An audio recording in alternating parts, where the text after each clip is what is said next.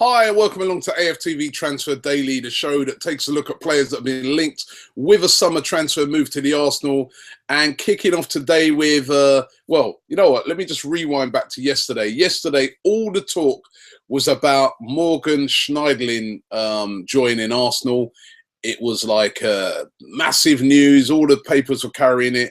And we'd even heard that bookies like Betfair had suspended bets and said that, listen, we're not taking no more bets because it's a definite. He's definitely going to Arsenal. However, today that's all changed, and we're being told that Schneiderlin is no longer going to be coming to Arsenal. The Schneiderlin link seems to have disappeared, and that Schneiderlin is going to be going to Manchester United instead, because he believes that if he goes to Manchester United, he'll get much more game time there. He'll be an automatic starter because the only other person the person who plays in that position, Carrick, obviously is starting to get old, also very injury prone. So Schneiderlin thinks it's a better deal for him to go to Manchester United, obviously a big club as well. And as I've been saying for the last few days, with all these French players, they all want to be in the shop window to get into the French national team when France play at the Euros next year. So if all the papers are to be believed, Schneiderlin is going to be heading to Manchester United. And that was the rumour that was sort of around at the start of or should I say at the end of the season, that Schneiderlin was more inclined to go to Manchester United than to go to Arsenal. But as I said yesterday, all the rumours were pointing it back to Arsenal. However, today, instead of Schneiderlin, all of the rumours are now pointing to another player that's been mentioned a lot as regard Arsenal, and that is Arturo Vidal. Now, Vidal, we're being told would cost about 21.3 million, or we've been told that Arsenal looking to bid that sort of money. We've already been told that Alexis Sanchez has been working on him during the Copa America, telling him, yeah, you know what, you need to come over to Arsenal. Great place to play, great stadium, Champions League football, great team, great manager. Come over. We've been told that that's been happening. Well, we've been told that the bid and the deal is back on, and that Arsenal want to get Arturo Vidal from Juventus. That Juventus may be willing to sell him because, you know, they have got other replacements, and also they want to try and see if they can hang on to Paul Pogba. So I don't know, with this one again, I keep thinking to myself, is this a deal that's going to happen? Is Arturo Vidal as good a player as he is? But he's not really a defensive midfielder, is he? He's more of a kind of box-to-box midfielder, in which we've got that with Aaron Ramsey. We know that Jack Wilshere can also play that role.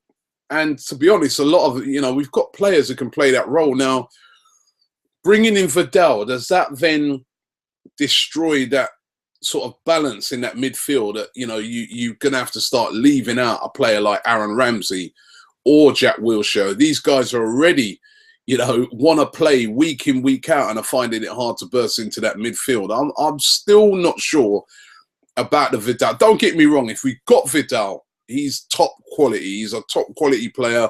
I think his style would suit the Premier League perfectly. You know, he's a battler, he's a winner. He's won a lot of things recently with Juventus, so he's got that winning mentality.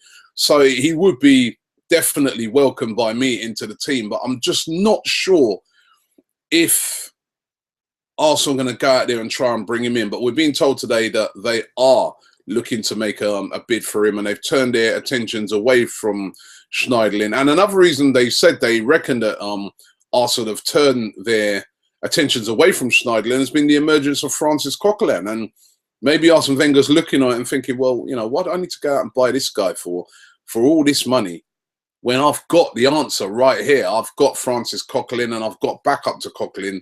Why? Let me concentrate on other areas. Maybe he could be looking at it like that.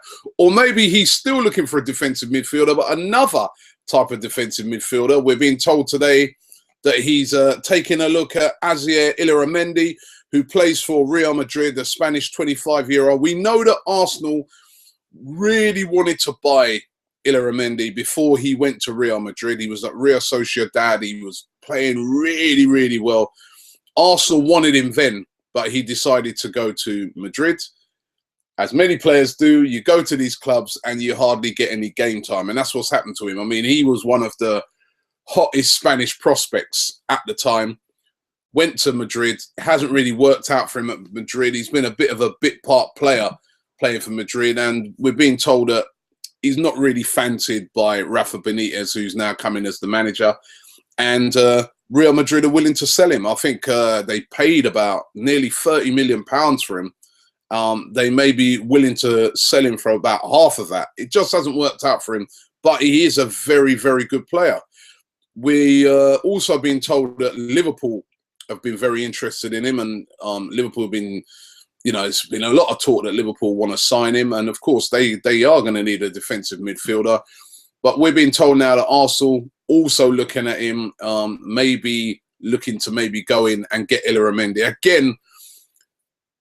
If he did come in, again, I see him as a backup. He'd be a backup to Francis Coquelin. You wouldn't have said that a couple of years ago when Illarramendi was on fire. But at the moment, I'd have to say that that would be the position as regards Illarramendi. Or, as we're on the subject of defensive midfielders, is Arsene Wenger going to stick to what he's got? And when I say stick to what he's got, I'm not even talking about Flamini or Arteta. What about Christian Biek? Remember him? We signed him in the January window. He's a defensive midfielder. He's only 17 years of age.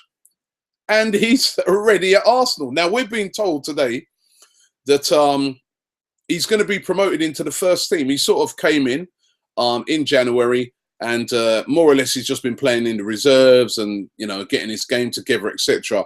But we're being told that Arsenal are not looking to send him out on loan anywhere, and that they're looking to promote him into the first team squad and to, you know, take a chance on this kid. They really rate him. They think he's a very good kid. He's raw, but they really think he's got potential, and that they're going to be looking to promote him into the first team. Now, again, do we have that backup to Francis Coquelin right there at the club? I mean, even when you look at the whole thing, at the moment we've got Coquelin who's done great things. We cannot deny. I remember when he first came in, there was people saying, well, you know, yeah, right, he's got to prove it for me until the end of the season. He has, and more. He's been so consistent. Many people even making him player of the year, even though he only really played half of the season.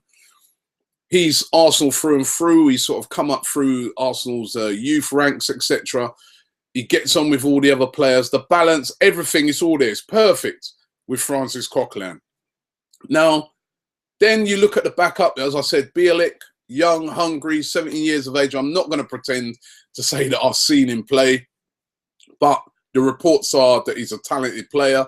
Then you've got the experience of Mikel Arteta. Knocking on a bit, we know, but you can still get another year out of him. You've also got Flamini experience. You can get another year out of him. He can do a job.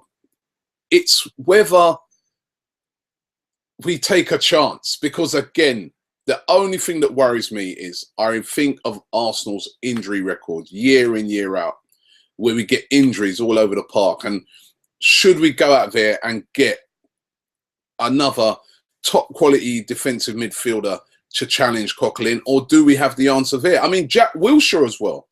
Don't forget, when Jack Wilshere's playing for England, they've been deploying him in this sort of deeper midfield role where he plays from a very deep role and then gets forward. Not exactly a defensive midfielder, but it's a position that he could possibly sort of fill in a different type of system. So, you know, it's going to be really interesting to see what Arsenal do as regards a defensive midfielder position. They've already let Kondogbia go to Milan. They didn't bother to pursue that one. They look like they're doing the same thing possibly here with Schneiderlin.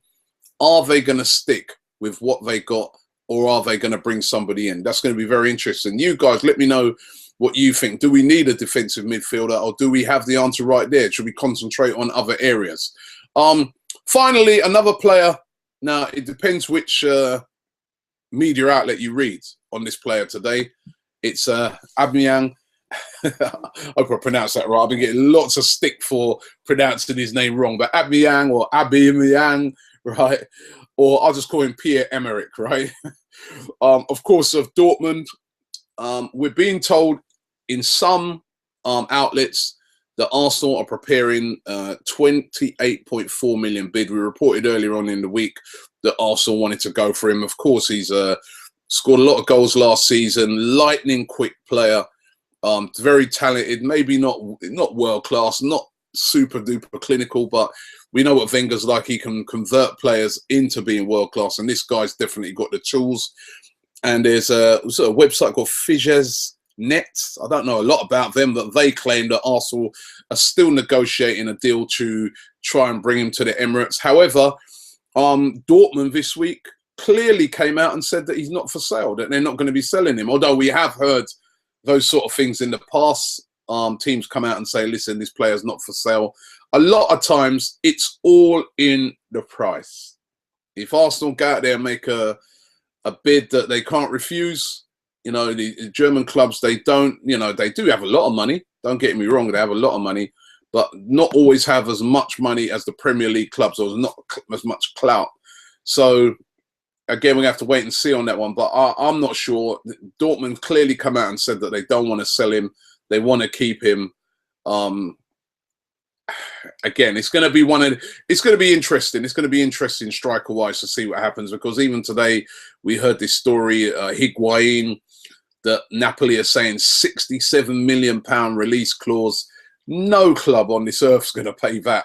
So it's going to be really interesting, to see what Arsenal do striker-wise. It's just so tight at the moment when it comes to signings. You just don't know who Arsenal are going to bring in. But then again, you could have looked on it and said to yourself, well, you know what? We've got two goalkeepers, Ospina, we've got Szczesny.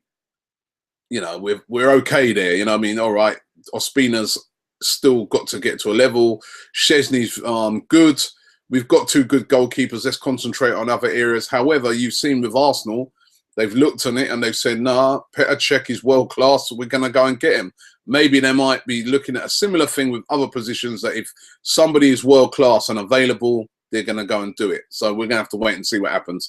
Let's get into what you guys have had to say about the transfers. Connor Lewis says, the only reason we're rumoured to get Gulam, who's a player that I mentioned yesterday, defender, plays for Napoli, is because Bilbao still want Nacho Monreal, and Liverpool still want Gibbs. And Gulam is a very good player.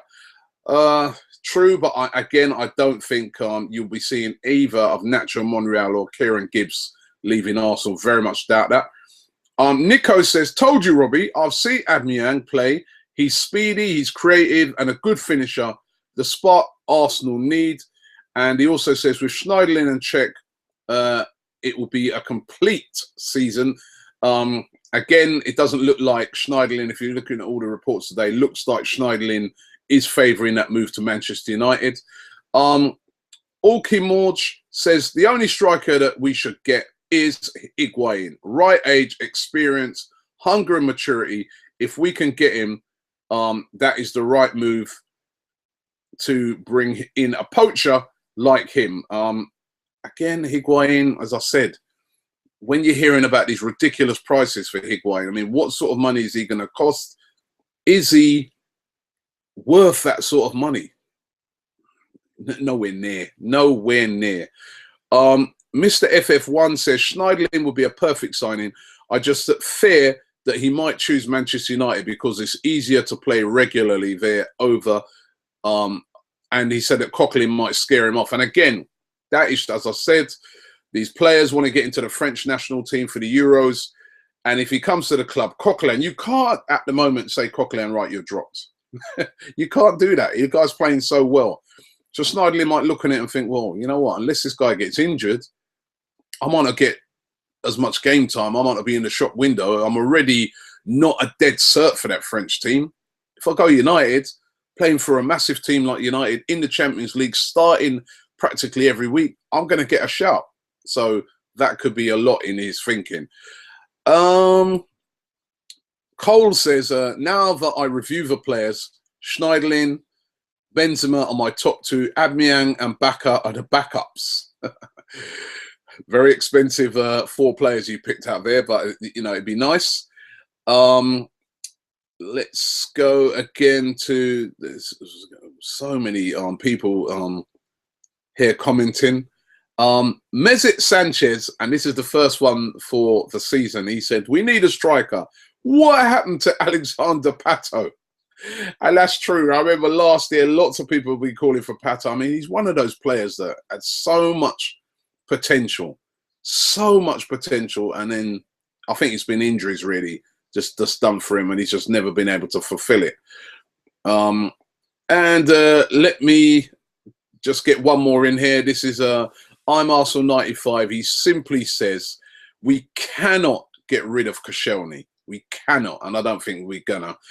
He said the players that need to go, players that should be out, he said, are Arteta, Podolski, Flamini, Szczesny on loan, and Joel Campbell. But do not get rid of Koscielny, and I think that'd be madness if we did get. Listen, we wouldn't be looking to get rid of Koscielny, but heads get turned where Real Madrid come in, and I'm just hoping that, you know, they hold on to Ramos and that we don't have to go through that. Thanks for watching Transfer Daily. Got a big up George over there in Greece. I know that you told me we were chatting yesterday. You say you're locked in every day, so big up to George. I know Greece has been had a lot of problems recently, but really appreciate the support from all the Greek gooners watching Arsenal Fan TV, and I hope you guys can sort things out over there. And don't forget, we'll be back tomorrow round about the same time.